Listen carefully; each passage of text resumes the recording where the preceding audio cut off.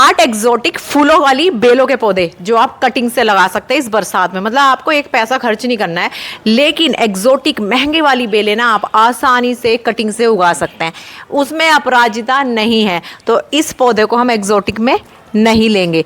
तो एग्जोटिक होती है बिल्कुल ऐसी ऐसी बेलें जो कि आपने इंटरनेट पे देखी है और आप चाहते हो कि आपके गार्डन में भी वो आ जाएं, बट वो बहुत ज़्यादा महंगी ऑनलाइन मिलती है और आपके आसपास कहीं अगर वो उग रही है, आपको नहीं पता कि कटिंग से उग सकती हैं। तो मैं आपको बताऊंगी कि उन एग्जोटिक फूलों की बेलों की कटिंग कैसे लेनी है और कैसे आप उनको प्रोपोगेट कर सकते हैं।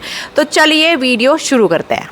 तो भाई चलिए शुरुआत करते हैं सबसे पहले पौधे से। एग्जोटिक बेल बता रही हूँ, बिल्कुल मिस मत कीजिएगा। और लास्ट में एक वेबसाइट बताऊंगी जिससे आप ये पौधे बहुत सस्ते में खरीद सकते हैं। बहुत जेन्युइन सेलर है, मैं खरीदती हूँ उससे पर्सनली। तो जो सबसे पहला पौधा है जो बेल वाला है वो है क्रीपिंग रोज, यानी कि गुलाब जो है जो कि चढ़ता है, बेल वाला गुलाब। और इस वाले गुलाब के बीज भी आ रहे हैं जो कि आपको नहीं खरीदने हैं, वो प्रॉपर फ्रॉड चल रहा है एक तरह का, वो मत खरीदिएगा जब तक आपका जो सेलर है वो जेन्युइन ना हो। ठीक है, बस कटिंग लेनी है और उसको आपको 50% मिट्टी 50% गार्डन सॉइल के मिक्सचर में लगा देना है। 4 से 5 कटिंग लेके लगा दो, बहुत बढ़िया सा आपका पौधा चल जाएगा। बहुत सारे कलर में अवेलेबल भी है। अब जो नेक्स्ट पौधा मैं आपको बताने वाली हूँ, दूसरा नंबर का, इस पे येलो रंग के फूल आते हैं और पत्तियां कम फूल ज़्यादा है। मतलब आप मजबूर हो जाओगे इसको लगाने के लिए। कोई भी घर का एरिया आपको ढकना हो ना फूलों से कि भाई यहाँ ये बेल बहुत अच्छी लगेगी, तो ये easy to grow, easy to care और कटिंग से उगने में बहुत आसान बेल है। नाम है इसका कैट्स क्लो। ठीक है जी, मैं फटाफट कर रही हूँ कि नहीं तो वीडियो बहुत लंबी हो जाएगी। अब आ जाते हैं थर्ड पौधे पे। तो जो थर्ड पौधा मैं आपको बताने जा रही हूँ वो भी बहुत ज़्यादा अच्छा है, मेरी इन्हीं बेलों में लगा हुआ है। वो सहरा बेल है, उसका नाम सहरा बेल यानी कि थनबर्जिया। थनबर्जिया में बहुत सारी वैरायटी आती है, मेरे पास बहुत सारी वैरायटी है, पर पर्सनल मुझे सहरा बेल बहुत पसंद है। ऐसे फूल लंबे लंबे लटकते हैं उसके, और वो येलो कलर का भी होता है, वो रेड कलर का भी होता है, बहुत ही सुंदर लगता है, मन खुश हो जाएगा। मतलब आप कहीं देखोगे तो कहोगे इसको छीन लो भाई, ये तो चाहिए। लेकिन वो थोड़ी सी नखरीली सी प्लांट होता है वो, लेकिन कटिंग से आसानी से उग जाएगा। अब ये चलिए हम चलते हैं अपने 4th नंबर पे आसानी से उगने वाले बेल पर।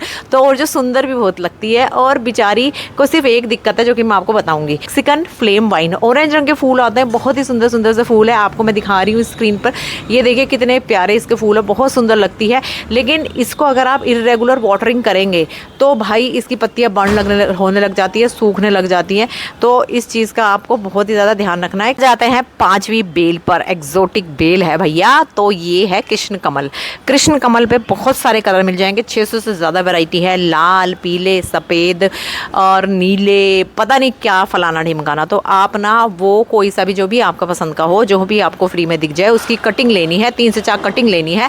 बरसात का मौसम फेवर आपको करेगा और आपका भी ग्रीन थंब निकल के आएगा, यानी कि आप कटिंग को लगाना है और कटिंग फट से लग जाएगी। हमारा 6ठे नंबर का जो पौधा है वो सबका फेवरेट है, उसका नाम है सैंड पेपर वाइन। देख लीजिए कितना ये सुंदर है। ये जो है वाइट कलर में भी है, ये जो है आपको पर्पल कलर में मिल रहा है और पिंक कलर का भी ये मिलता है। तो आप इसको आसानी से कटिंग से लगा सकते हैं। ठीक है जी, अब ये 6ठे नंबर का हो गया। अब 7वें नंबर की जो बेल है वो है रबर वाइन। जो रबर वाइन है ना, उसमें पिंक कलर के बहुत ब्यूटीफुल, बहुत सुंदर से फूल आते हैं।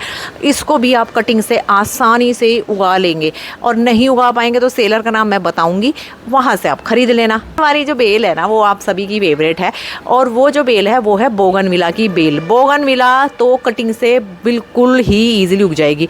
माना जाता है कि कटिंग जो ना ज़्यादा मोटी हो ना ज़्यादा पतली हो वही चलती है, लेकिन बोगनविला के साथ ऐसा बिल्कुल भी नहीं है। जितनी मोटी कटिंग आप उसकी लोगे, किसी भी पौधे की जितनी मोटी कटिंग लोगे ना वो चल जाती है। मतलब ये मैंने एक्सपीरियंस से सीखा है। ठीक है ना, तो बस ये हो गई बेलें। अब आप सोच रहे होंगे वीडियो ख़त्म। नहीं जी, वीडियो ख़त्म नहीं हुई है। एक तो सेलर के बारे में मुझे बताना है और मुझे आपको बताना है कि कटिंग कैसी कैसी होनी चाहिए। अब आपको कटिंग के लिए पौधा दिख गया। अब आप सोचेंगे मैं कटिंग कैसी लूँ, तो कटिंग अधिकतर जो लेते हैं हम बोलते हैं जो HP की पेंसिल होती है ना, HB की पेंसिल के बराबर मोटी और उतनी ही लंबी लेनी चाहिए। कभी भी एक सिंगल कटिंग नहीं लेनी चाहिए, मिनिमम 5 से 6 कटिंग लेनी चाहिए। और जो कटिंग की जो लेंथ है वो भी पेंसिल जितनी ही होनी चाहिए, उससे पतली नहीं होनी चाहिए। और वो ज़्यादा नई वाली नहीं होनी चाहिए, ब्रांच जो हरी हरी निकलती है वो नहीं होनी चाहिए। और ज़्यादा हार्डवुडी भी नहीं होनी चाहिए, मतलब बहुत ज़्यादा थिक भी नहीं होनी चाहिए, ऐसा बोला जाता है। लेकिन मेरा मानना है जितनी मोटी ब्रांच होती है ना उतना ज़्यादा सक्सेस रेट ज़्यादा होता है, जितनी पतली होती है उतना सक्सेस रेट कम होता है। तो ये तो हो गया कि आपने ऐसी ऐसी कटिंग लेनी है। आपको जो भी इंस्ट्रूमेंट लेना है उसको पहले आपको स्टरलाइज कर लेना है, उसके बाद 45 डिग्री का कट लगाना है कटिंग पे और उस कटिंग को काट लेना है। उसके बाद में आपको क्या करना है कि मिट्टी की तैयारी करनी है जिसमें आपको कटिंग लगानी है। तो वो मिट्टी कैसी होनी चाहिए, तो वो जो बेसिकली मिट्टी है उसमें होना चाहिए 50% रेत, 50% गार्डन सॉइल। कोई किताब तो लिखी नहीं है, कहीं पर लिखा नहीं है, ऐसा सबका अपना एक्सपीरियंस है। कुछ लोग कोकोपीट भी डालते हैं, पर मैं बरसात में कोकोपीट अवॉइड करती हूँ। एक तो पैसे से खरीदना पड़ता है, दूसरा वो मॉइस्चर होल्ड करता है, वैसे ही बरसात में मॉइस्चर होती है, तो इसलिए हमें उस जरूरत नहीं होती है कि हम लोग कोकोपीट उसमें ऐड करें।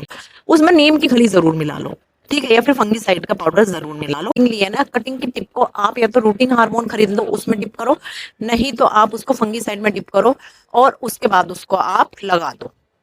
अब जो हमने कटिंग ली थी ना, उस कटिंग में नोड्स होनी चाहिए, कम से कम ना 3 से 4 नोड तो होनी चाहिए। नोड वो हिस्सा होता है जहाँ से पत्तियां निकलती हैं, तो 1 या 2 नोड हमें मिट्टी के अंदर गाड़नी है ताकि उस नोड से जड़ें निकल पाए। इसलिए नोड का मिट्टी के अंदर रहना जरूरी है और हमारी कटिंग में भी नोड्स का होना बेहद जरूरी है। जो भी नोड का हिस्सा हो उसको मिट्टी के अंदर दबा दीजिए, ठीक है जी। अब फाइनली आता है उसको पानी कैसे देना है, तो हमें देना है ब्लैक वाटर कटिंग लगाने के बाद में। तो जो पानी हो गया, ह्यूमिक एसिड खरीदो, उसको रखो, हमेशा काम आता है। ह्यूमिक एसिड थोड़ा सा पानी मिला, वो पानी थोड़ा थोड़ा दे दो। अब कटिंग रखनी कैसी जगह पे है, आपको कटिंग रखनी है ऐसी जगह पर जहां पर ज्यादा धूप ना हो, डायरेक्ट सन ना हो, वहां पे खुला एरिया हो, जैसा आज मौसम हो रहा है ना बरसात वाला, ऐसा एरिया हो। और सबसे बेस्ट होती है जो बड़े पेड़ होते हैं ना, दरख्त जिनको बोलते हैं, उनके नीचे का जो हिस्सा होता है सबसे सेफ होता है और बहुत ज्यादा वो फर्टाइल एरिया होता है। वहां पे आप जो भी कटिंग लगाते हैं ना वो इजिली उग जाती है। तो गमले को पौधे की छाया के नीचे रख दो, नहीं तो आप उसको सेमी शेड एरिया में रख दो जहां पे डायरेक्ट धूप ना आए। बारिश मिल जाए तो बहुत ही अच्छी बात है, पर ज्यादा बारिश भी मत देना, वो गल जाएंगी, क्योंकि कुछ चीजें बारिश सपोर्ट करती है, कुछ चीजें बारिश खराब कर सकती है।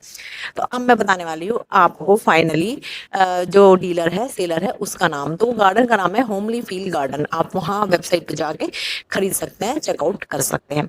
और भैया अगर हमारी वीडियो आपको बढ़िया लगी हो और ज़्यादा आप चाहते हो कि वीडियो मैं बनाऊं और आप उसे देखें और आपको मज़ा आ जाए, बिना बकवास के अनइंटरप्टेड वीडियो हो, फालतू ज्ञान ना हो, तो मुझे फॉलो कर लेना भाई। मेरे को भी मोटिवेशन मिलेगी और पैसा भी मिलेगा भाई मुझे, मैं झूठ नहीं बोल रही हूँ, पैसा मिलेगा तो उससे मोटिवेशन आती है। हम गार्डनर के लिए पैसा कमाना ज़रूरी है, उससे जो हमारे घर वाले उनको लगता है कि हम कुछ अपना टाइम किल नहीं कर रहे हैं, तो वो मेरे लिए बहुत ज़रूरी है। तो भाई मुझे सपोर्ट ज़रूर करिएगा। तो चलिए मिलते हैं नेक्स्ट वीडियो में।